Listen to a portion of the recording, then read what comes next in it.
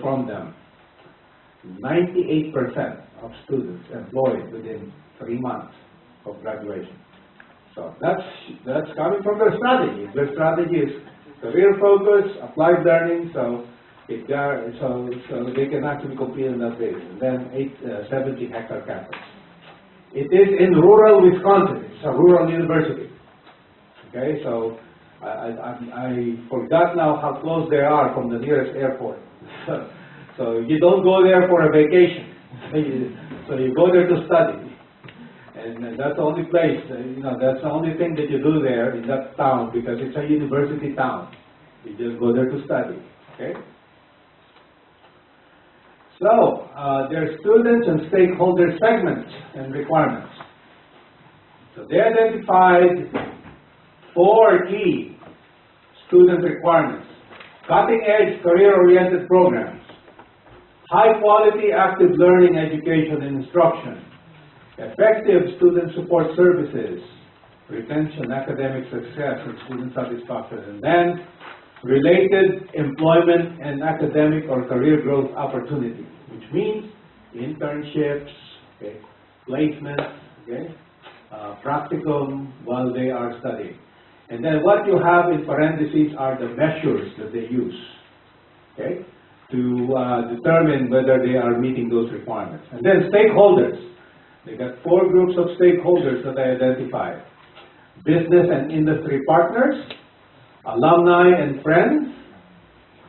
Friends, by the way, here is another term, is the neutral term that we use to refer to donors. Okay? Donors of the university. They are friends of the university. So alumni and friends. Okay?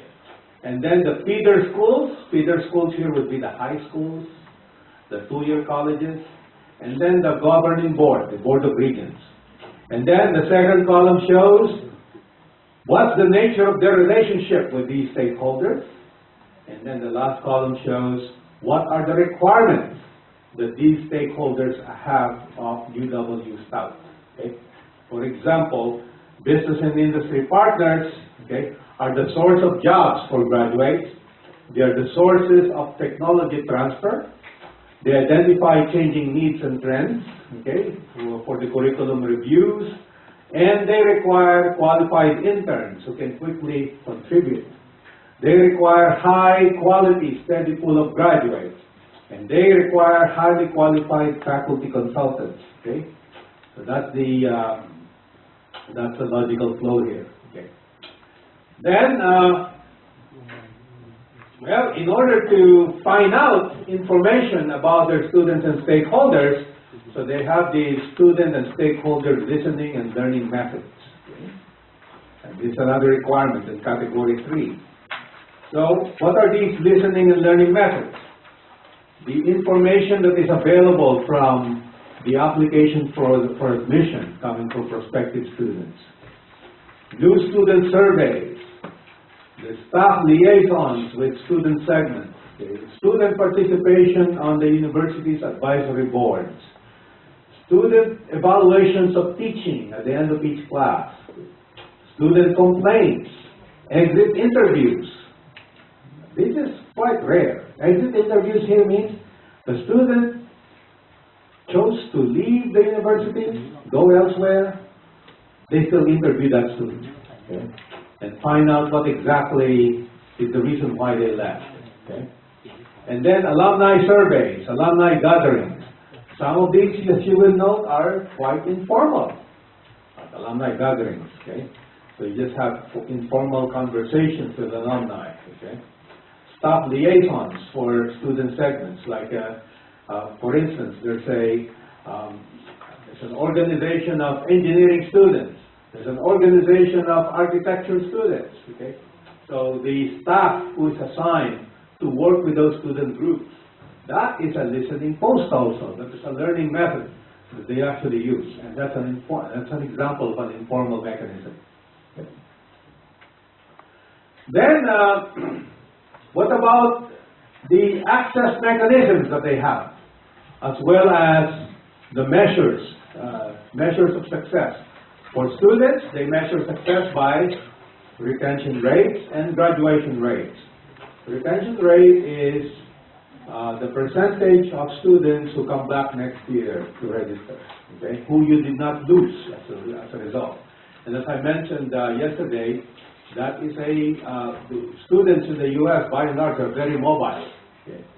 They're very, if they don't like the services in your university, they move to the next university, and then the universities are so close to each other. Okay, it's student satisfaction, placement success in the degree, okay, and then alumni and friends, employers. Okay, so they have their key access mechanisms as well as success measures.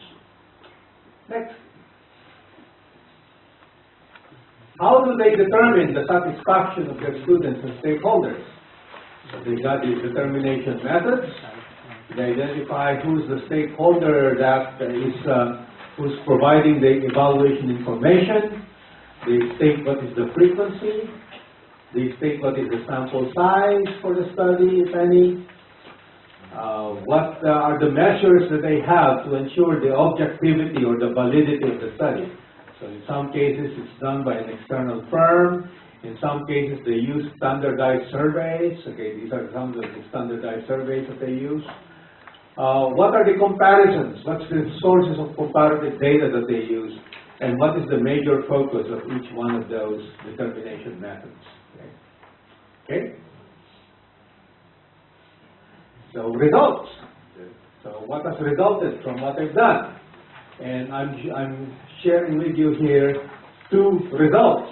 One is alumni satisfaction with instruction, with the teaching that they received, and the other is the alumni were asked, if you have a chance to enroll here again, would you enroll here again? Would you return to enroll? Okay.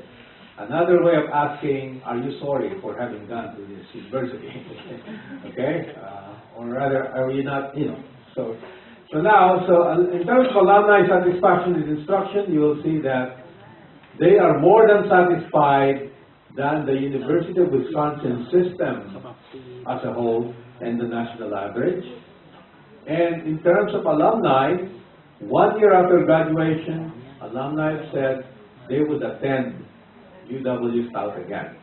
Okay? So that means that they're happy. So, questions about this example that, so you start with, so here you're actually seeing here in action what is the flow, what is the logical flow in category 3. You start with your segments, then what are the requirements, what are the needs and expectations of your segments, okay? Then you discuss learning and listening posts. How do you listen? How do you learn from your students and stakeholders? So what is known as the voice of the customer. Okay? How do you capture that? Then you talk about how do your stakeholders, okay, access your services, access your programs. Okay? And what are the measures of performance that are important to them? Then you talk about how do you determine the satisfaction of your students and stakeholders? Is it a formal survey? Is it how is it frequently done? What provisions do you have for ensuring the objectivity and validity of that survey? What's the major focus of that method? Okay. Now, workshop number 5. Sorry. Okay. We're now in 5. This is the halfway point. We will apply category 3 to your organization. And category 3 has many requirements. They're all stated in that table, but the flow is going to be like this. Okay? In terms of what you will report. Okay? Number 1, who are your students and stakeholder groups? Okay? Number 2, what are the needs, expectations, and the requirements of each group? Okay? Number 3, how do you collect data on the satisfaction? Okay? of those needs and expectations and requirements. Okay? And we will stop there. Okay? The three. What are the segments or groups? What are the requirements? Number three would be how you collect data, what kind of data you collect to determine the satisfaction of those groups. Okay? Vis-a-vis the requirements. Okay? So, the tables that you have in there, okay, let's take a look at the tables here. And don't forget to do part 3 also. Okay? Part 3, if you score your category 3.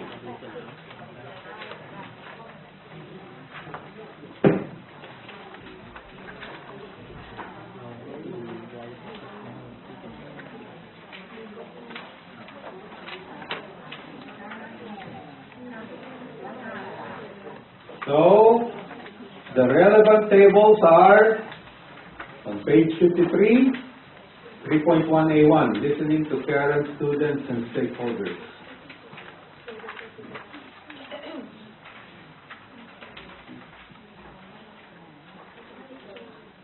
Table in page 56, 3.1B1, satisfaction and engagement. Page 56.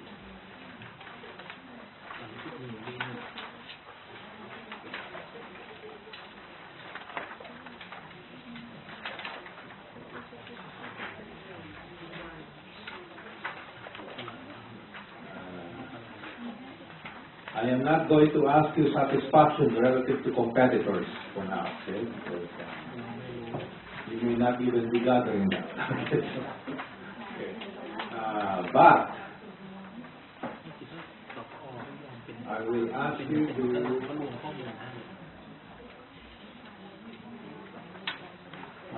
to do page 59, 3.2A1. Under programs and services.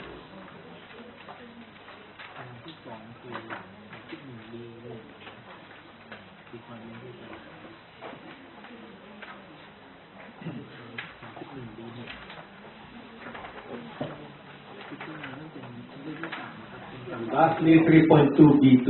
Okay, so let me repeat.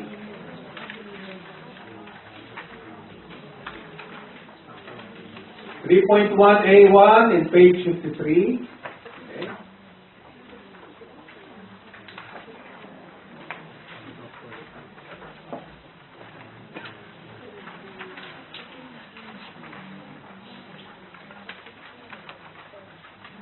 (3.2A1) in page 59.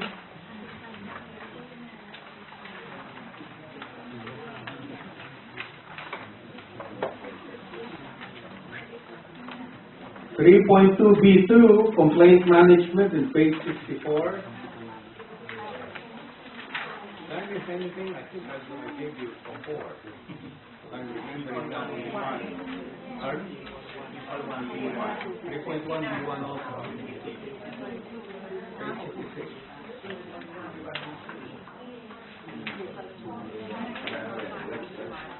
Let's write it down.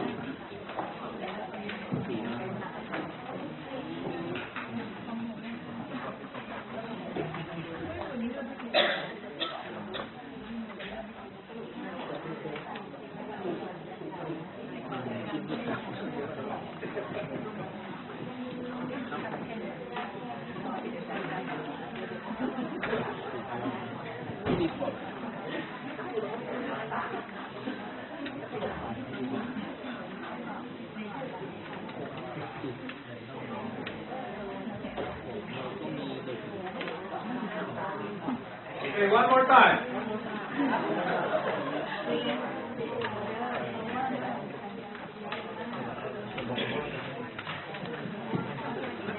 Page 53.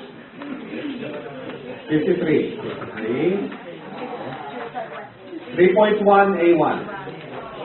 Listening to parents, students, and stakeholders. Okay, you better have something. Okay. Page 56. 3.1B1. Satisfaction and engagement.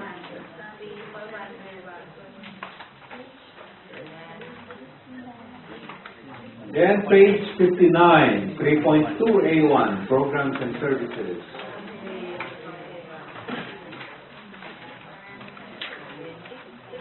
And lastly, page 64, 3.2B2. Okay?